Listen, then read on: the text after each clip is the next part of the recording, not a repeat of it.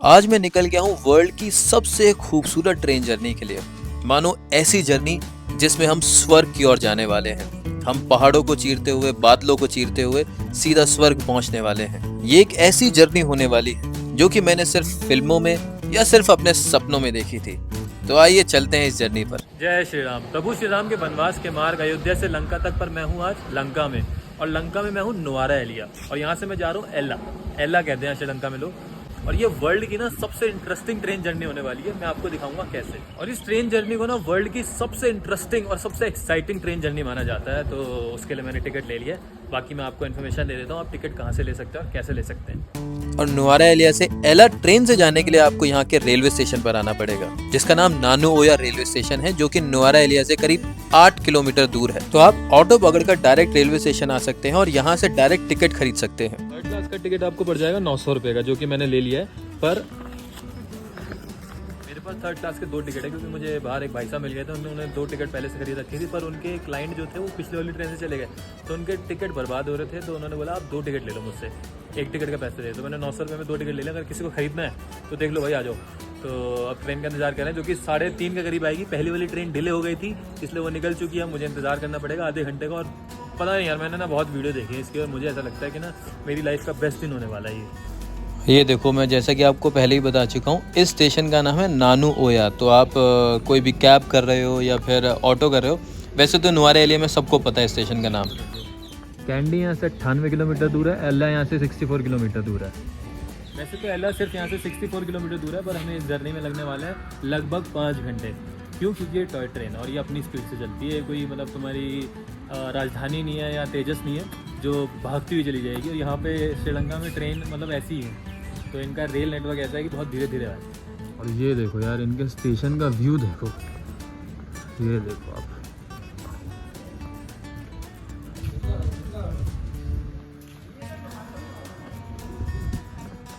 और थोड़ी देर इंतजार करने के बाद हमारी ट्रेन आ चुकी थी, जो कि हमें वर्ल्ड की सबसे ब्यूटीफुल ट्रेन जर्नी पर लेकर जाने वाली थी। और मैंने उम्मीद नहीं की थी कि ट्रेन में इतनी भीड़ मिलने वाली थी। ट्रेन के अंदर एक भी सीट खाली नहीं थी, वो तो हमारे पास थर्ड क्लास की सीट थी, इसलिए मुझे एक सीट मिल गई। पर मोस्टली अगर आप लेट आते हैं तो आपको सीट मिलना बहुत मुश्किल होता है, और मुझे एक विंडो सीट मिली थी। और इस बात से मैं बहुत खुश था कि मैं विंडो सीट से आज पहाड़ों के नज़ारे लेने वाला हूँ।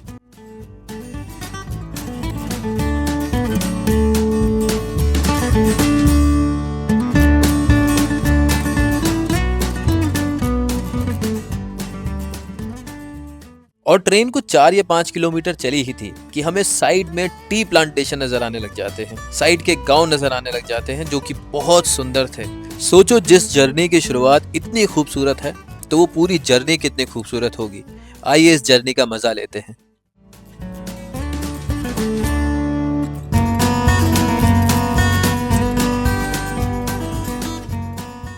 और आप भी सिर्फ ट्रेन की एक सीट पर बैठे ना रहे, ट्रेन के गेट पर खड़े हों और वहां से नज़ारों का मजा लें, जैसे कि मैं ले रहा था। और अगर आप भी ट्रेन के गेट पर खड़े होते हैं तो आपको देखा देखी बाकी लोग भी आपके पीछे खड़े हो जाएंगे और वो लाइन लगा लेंगे कि हमें भी गेट पर खड़े होना है। तो मेरे पीछे भी लाइन लग चुकी थी। हर किसी को ट्रेन के गेट पर खड़ा होना था और उसे ये नज़ारे देखने थे, ये बहते हुए झरने देखने थे, ये पहाड़ देखने थे।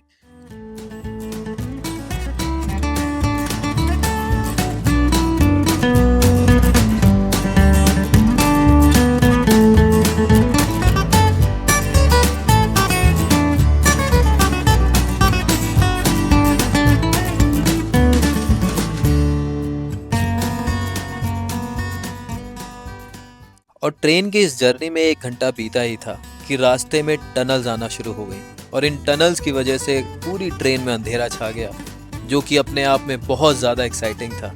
और सच में ऐसा लग रहा था कि मैं किसी फिल्म के अंदर हूँ, क्योंकि ये बहुत सुंदर नज़ारा था।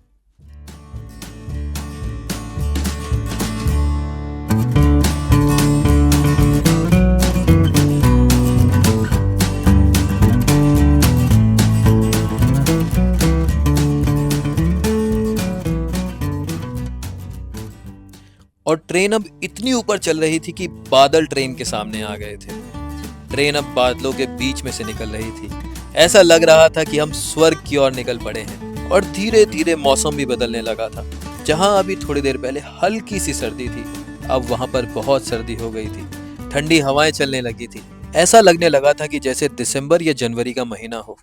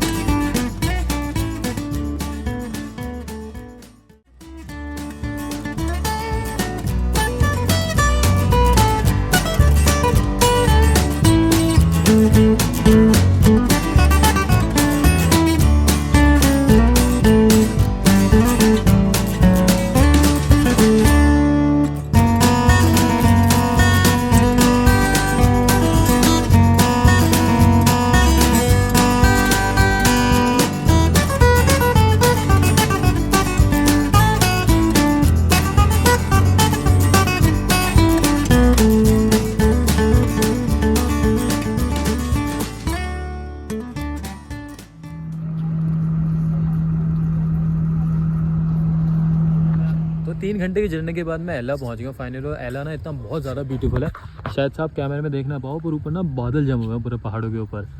और ये देखो ट्रेन स्टेशन है एला का। एला हॉस्टल ये कहाँ पे है? तो ये पूछते हैं हॉस्टल में रहना है हमें, तो ये देखो।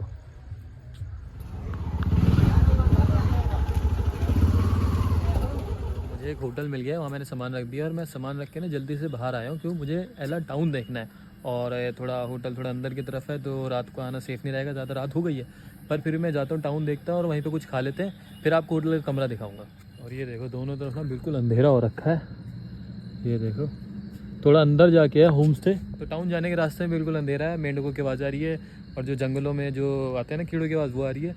बाकी अब मुझे कुछ दिख नहीं रहा है, तो इसको लाइट बंद कर देता हूँ, क्योंकि लाइट अब बिल्कुल आंखें पोते ना नीचे का बिल्कुल नहीं दिखता रात में, तो लाइट आगे कर देते हैं। तो अभी मैंने होम स्टे में अपना सामान रख दिया और जल्दी से बाहर भाग के आऊँ, ताकि मार्केट वार्केट बंद ना हो जाए, मुझे खाना खाना है क्योंकि।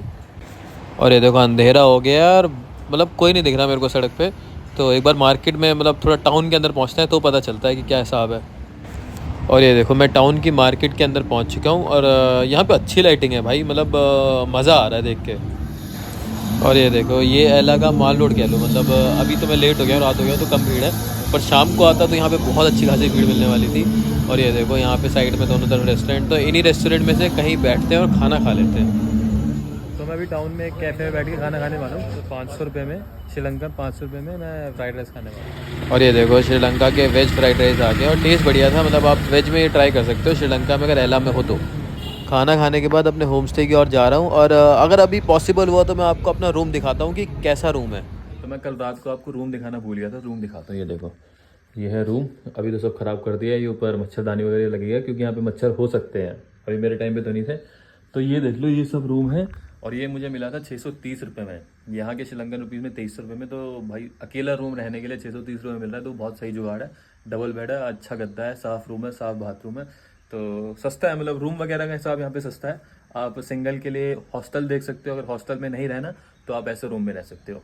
बाकी वीडियो कैसी लगी, ये ट्रेन जर्नी कैसी लगी, और मैं ना मतलब बहुत चीज़ें सोच के ही नहीं आया था कि ये चीज़ें होने वाली है मेरी लाइफ में। जब मैं श्री राम के वनवास के मार्ग पे निकला था, तो उनमें से ये एक चीज़ थी जो मैंने अपनी लाइफ की बेस्ट ट्रेन जर्नी में रहा हूँ। तो अगर आपको भी अच्छी लगी है तो लाइक कर देना। अगर चैनल पर नए हो तो मेरी पुरानी वीडियोस की सीरीज़ जाकर ज़रूर देखना, जिसमें मैंने श्रीलंका के वनवास के मार्ग के बारे में बताया है, वो यही सीरीज़ का पार्ट है। तो वो ज़रूर चेकआउट करना, उसमें आपको वो सारी जगह पता चल जाएगी जहाँ जहाँ भगवान श्री राम रुके थे, इसीलिए मैं श्रीलंका आया हूँ। तो चैनल सब्सक्राइब कर देना, वीडियो लाइक कर देना, कमेंट में जय श्री राम ज़रूर लिख देना। जय श्री राम।